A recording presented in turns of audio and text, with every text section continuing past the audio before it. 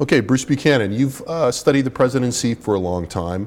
Tell us, what's distinctive to you about this election campaign cycle at the presidential level?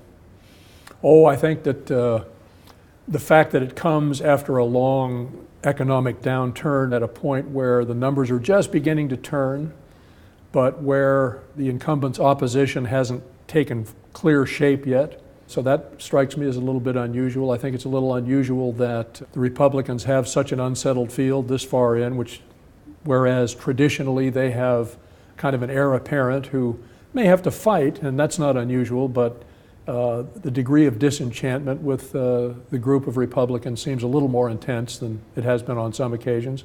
That's unusual.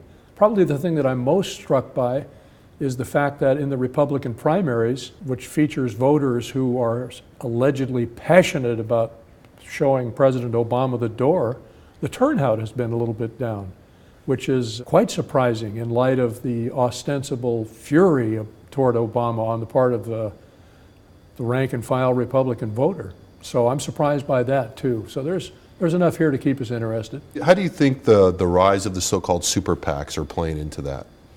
Well, I think they have done something to fuel the negativity of the race, which is in itself often perceived as, or thought to be in the academic circles that study negative advertising, a demotivator in terms of turnout. We may be seeing some of the effects of that on that score. People are, find it distasteful if we're to believe all the exit polls from the early primaries, which is not unusual, they almost always do. Unfortunately for that audience, the same audience also shows by the way they cast their votes that negative advertising works, and so there's still that to consider. But the fact that it works doesn't mean people have to like it, so it probably is helping to depress turnout a little bit. I really hate this, but I pay attention to it. That's right. I can't, it's like a car wreck. You slow down and watch it as you go by after having expressed your condolences. So we've seen President Obama's fortunes, or at least his perceived fortunes in the campaign, shift a bit. Where do you think President Obama stands right now, and what are his prospects for sort of maintaining the momentum that he seems to have at this moment?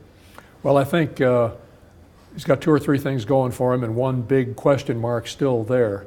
The question mark, of course, is whether the economy stays on an upward trajectory, and that's looking reasonably good, but far too soon to say for sure. Going in his favor is that his fundraising operation is going well. It's coming together for him in terms of his organization around the country. His poll standing has improved, and his competitive posture relative to his major competitors on the Republican side is widening at the moment. The Republicans are in a bit of disarray, although Santorum is emerging, but the so-called establishment of the Republican Party is unhappy with what they perceive as Santorum's questionable electability. So all those things help Obama in the short run.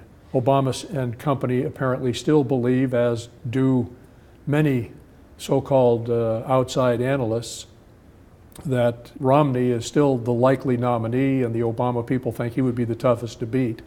Right now it doesn't look good for Mr. Romney if you listen to the pundits and watch just on television. On the other hand, he's got the best organization, the most money.